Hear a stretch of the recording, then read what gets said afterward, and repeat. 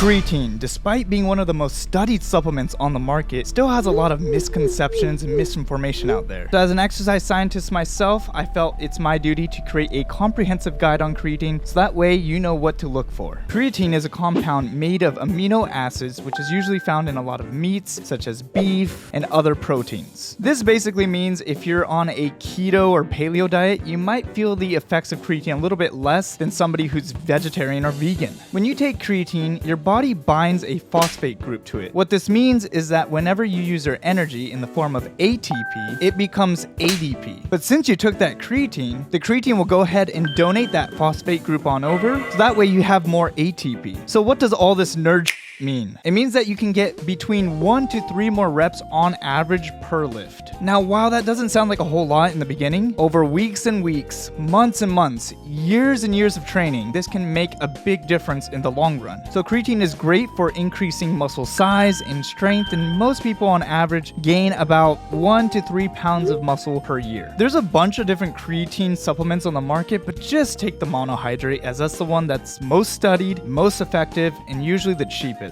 I know some people may have some stomach issues or some other digestive issues with creatine, and if that's the case, you can try something called micronized creatine. Micronized creatine monohydrate is the same thing as monohydrate, it's just chopped up more. Just imagine normal creatine, but just put it through a slap chop.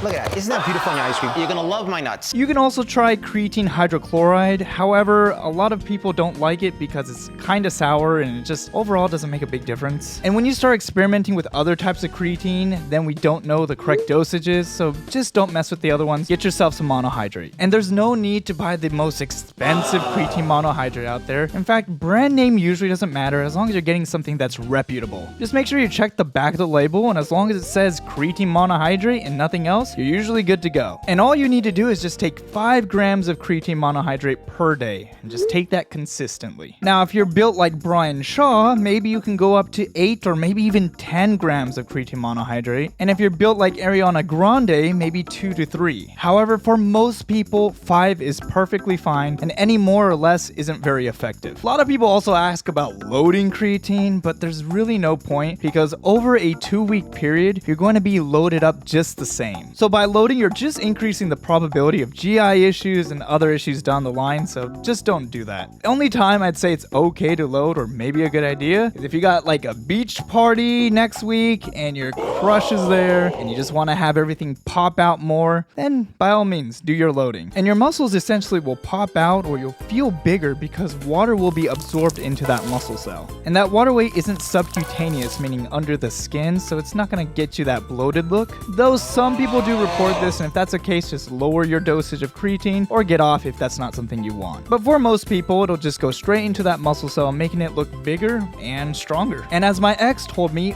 bigger is always better. I don't think she was talking about my physique. Creatine is not a steroid, and it's been proven time and time again that it's non-toxic and that it won't affect your liver or kidneys. Now, creatinine levels do increase when you take creatine as it's a byproduct. Creatinine. And a lot of times doctors will go ahead and measure the amount of creatinine levels in your blood to determine if your kidneys are doing okay. Now, no need to worry, having a slightly elevated amount of creatinine is totally fine and normal. It does not mean that your kidneys are failing. There are a lot of other markers that the doctor will go ahead and check to make sure that your kidney health is okay. Just make sure to drink plenty of water as if you normally would. And in fact, creatine's been shown to have some neuroprotective properties, meaning helpful for the brain, and can also help with heart health, as well as overall bone health, making it a super supplement. Another point I hear is your natural creatine production is decreased because of supplementing with creatine. And usually this is true, your body does produce a lower amount of creatine, but this isn't something really to worry about. As studies show, the difference is negligible, or if you get off of creatine, your body does produce your natural levels once again. Some people say creatine can help increase testosterone and has an hormonal effect. However, the research is very slim and it's not looking very promising. So no, creatine won't increase your serum testosterone levels, at least not to a significant level, which also means it won't cause things like acne or hair loss. Some people are afraid of taking creatine because of elevated DHT levels, which could increase the amount of hair loss. However, I didn't turn into an Asian Mr. Clean because of creatine. That's just my genetics. This basically means that creatine is safe for everybody, including my ladies out there, so feel free to take creatine as well. But just remember, everyone's on a bell curve. For most people, you'll get a normal to medium response. For some people, you'll respond really well with creatine, and for others, you may have no response at all. However, there's very few negative effects, if any, so if you'd like to go ahead and try it, feel free to do so. Overall, creatine is safe,